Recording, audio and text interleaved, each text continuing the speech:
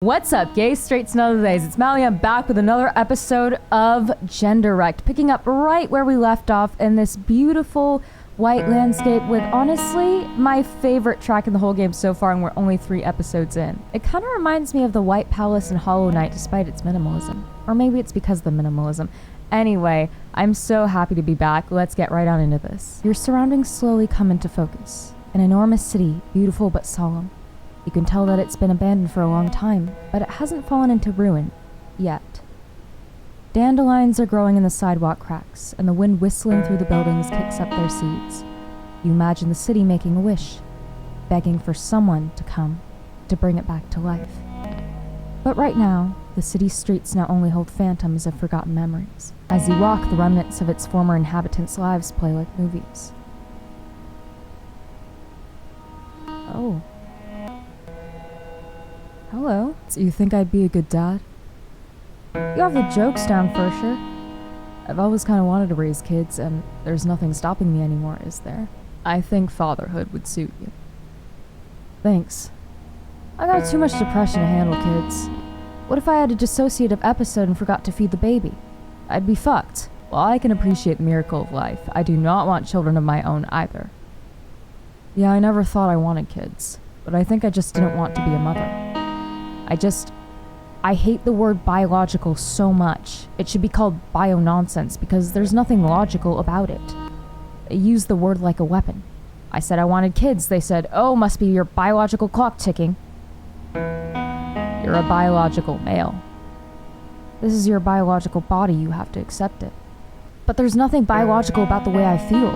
I want to bring new life into the world, help take care of people. It's got nothing to do with my uterus. I don't even want a uterus. You can be rid of your uterus if you so choose. Now that they are gone, we are free to claim the bodies we have always wanted. You could stop being biological entirely. Become Optimus Prime, Dad Edition. Oh dang, I totally could. I could be a baby factory, but like, for real. A robo-dad popping out 100% non-biological babies that I assembled with my various gears and doohickeys. Can I be the gay cousin? In this new world, all of us are now the gay cousins. Incredible. Wow, I love my beautiful gay family.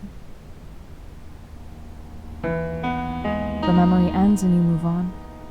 You find a shard of web page laying on the ground, slightly cracked but still mostly legible. You can see a picture of a few monsters cuddling, captioned with, "What if real gender is the friends we make along the way." Why would I scoff? Why, no. I smiled for real, so you smile. Maybe gender really could be that simple. Do you know why I have a wolf persona? Because you're a massive furry nerd? Well, yes. But also, they always said that I couldn't be what I am, just because I didn't bleed with the lunar cycles. I might not have been blessed at birth by the moon, but she found me later in life. She bit me hard to mark me as hers, and ever since I've spun and turned in time with her. Are you trying to say you're a werewolf woman? Please be more straightforward. Or should I say,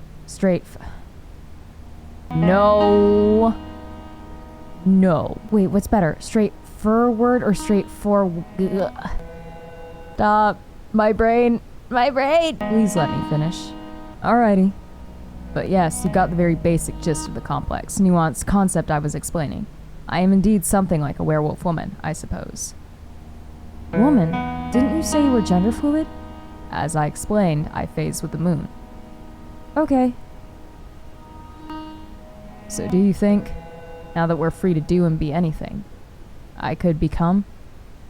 Your persona but IRL? A fairy tale troll who forces passerby to answer riddles before they can cross your bridge. A bloody corpse but in an aesthetic way? The moon's polyamorous paramour as part of a quest to queer the concepts of love, space, and eternity? Nice one. Thank you, I've been practicing. You two don't take me seriously at all, do you? You are our beloved friend and roommate. Yeah, what he said. I suppose that's good enough. And I care deeply for you both as well. Wait, the people I met, are they... I guess the monsters, are they abstract concepts of them? The memory ends and you move on. The next building you encounter has been graffitied. "We're just trying to live, but they call us monsters" is scrawled in red spray paint. Beneath it, black permanent marker, different handwriting. "If monster is the word for someone who isn't like them, then I want to be a monster." And one more reply. "Better a monster than a bigot or a murderer." Wow. I mean, I see myself as one, but I don't want to be one. You've never really thought about being a monster before, just taken it for granted that you are one. Yeah, that's about right. But now that you think about it, being a monster implies that there's a perfect ideal of a being that you should strive for, and that you're failing. But there's nothing wrong with the way that you are. I'm tired of it all. They're all gone. You no longer have to put up with it.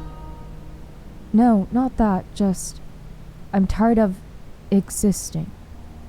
Oh gosh, please don't kill yourself, sweetheart. We're here to help. I'm not going to kill myself. I just don't want to be a person anymore. We're free now. You can be anything. I don't want to be anything. I always had to fight to be something. In order to not be the gender they said I was, I had to be something else. Something tangible. But now that they're gone, I don't have to worry about that. My gender doesn't have to be part of my identity anymore. So maybe now I don't have to have an identity at all. I can abandon this shitty meat suit, this faded and glitchy and fake reality. Move on. Transcend. You mean like the fourth dimension? Shush, dear, you don't know what you're talking about. Alrighty. I don't know. Do you think I can do that? Cut loose my tethers to the physical realm? It could be possible.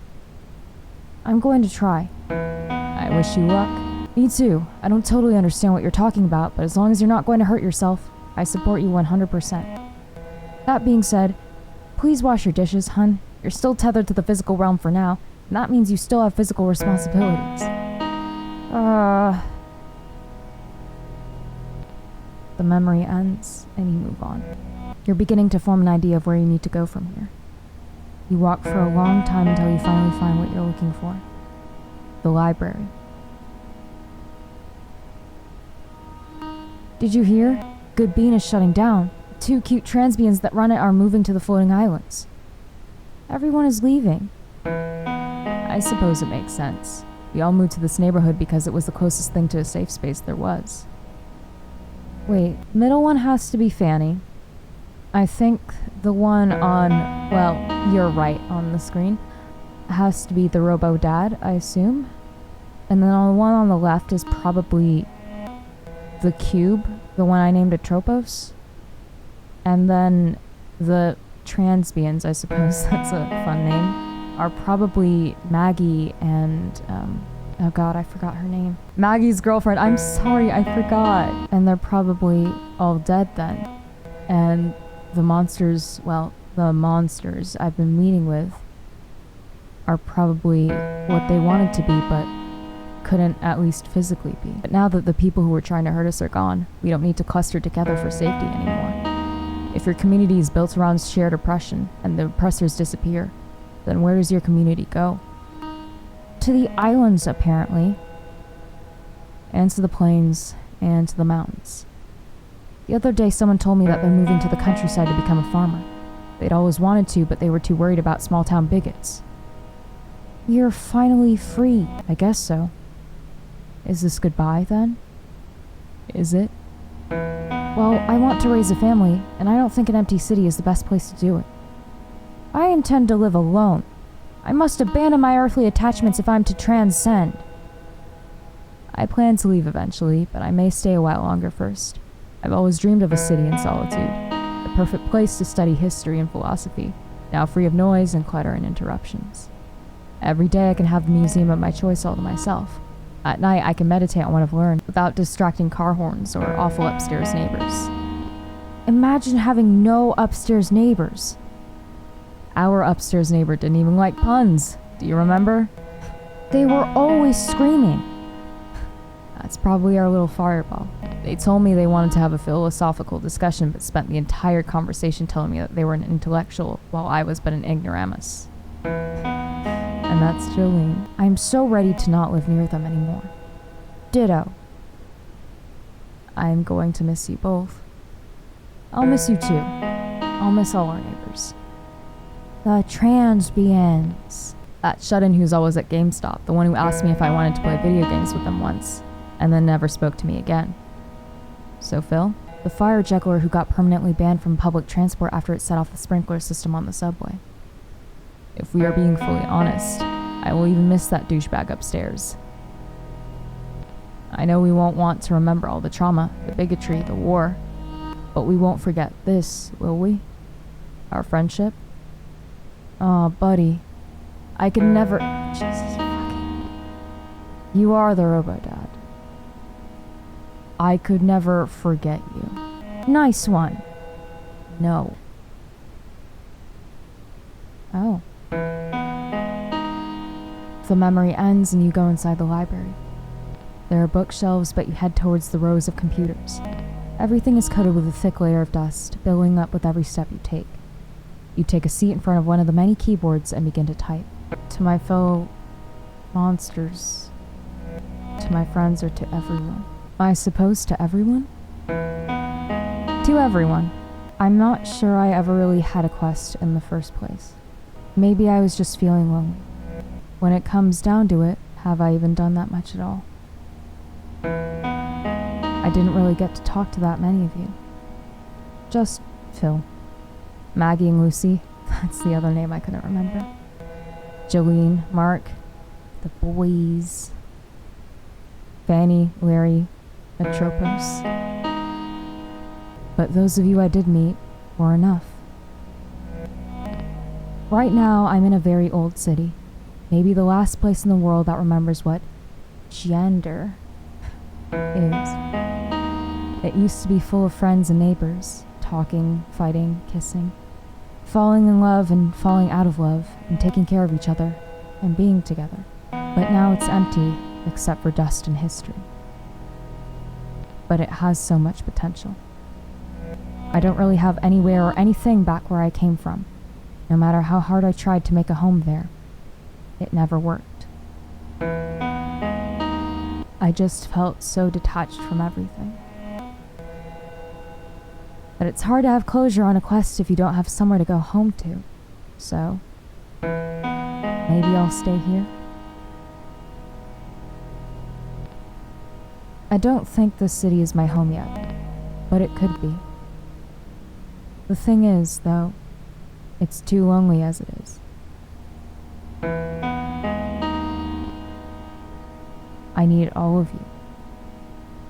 I don't really understand what gender is. None of us do.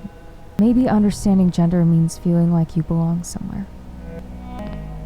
So if y'all want, we can come together in the city and make it a place where we all belong.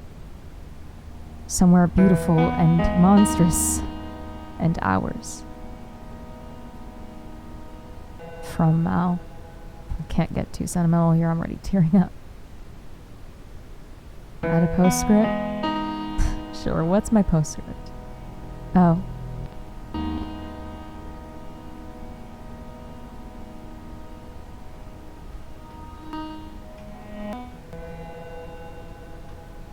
You press send. Hello?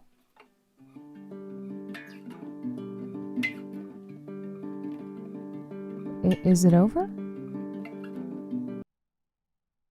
Oh, I guess I just skipped the credits. Thank you for playing. Well, I didn't end up having to choose between Jolene and Fanny. I guess it's a good thing. But I guess that's the end of Genderwrecked, or at least maybe one of a few endings. Things like this usually do have those sorts of things where it's multiple. That was really well done, and that really just like hit super close to home right at the end there. This is gonna stay with me for a while. Well, the letter that they had me format at the end pretty much says it all. I don't think I could put any better words, but all I want to say is, however you feel about it, as I usually say, at the end of these things. There is nothing wrong with you. You are you exactly the way you're supposed to be, and that is going to grow and change over the time, and that is supposed to happen. And wherever you end up or sit for a while in stasis is okay. So thank you so much for coming on this journey with me. I'm gonna need a minute, but I guess I'll announce the next one that I'm going on with, the next gay game, because I know like all the like quote unquote gay games that I play on this channel has been mostly visual novels, but that's not all the gay games that are out there. It just happens to be the majority of them and the ones that I've found. But the next one that I want to play is called Disco Elysium, and I'm playing that one because I don't think it's a visual novel from what I've seen, but apparently the protagonist is bi, and I don't know if it's gonna focus on like the romance or the sexuality at all. But the thing is, I feel like you'd know this. I feel like if you're here, there's a good chance you're gay. Being gay, being part of the LGBTQ plus community, that's only a part of us. It's not all there is to us. So even if Disco doesn't necessarily focus on the fact that our protagonist is a bi dude, from what I've heard, it's still featuring a bi protagonist, and we're going to get to know him and his story regardless, and just see a bi dude living his life with probably extraordinary circumstances, because it wouldn't be a video game like looking the way it does if the circumstances were ordinary. So hopefully I'll see you over there. I know it's not going to be a visual novel, but I think it's important to play other types of LGBTQ plus games. I just have trouble finding them. And if you have one that you'd like to see me play, leave it down below in the comments and I'll see if I can get to it. I'll see if it's like something I want to check out. But the next game is going to be Disco Elysium, so hopefully I'll see you over there. So thank you so much, whoever happens to be watching this. Remember, you are loved, you are valid, and there is nothing wrong with you. And until next time, bye.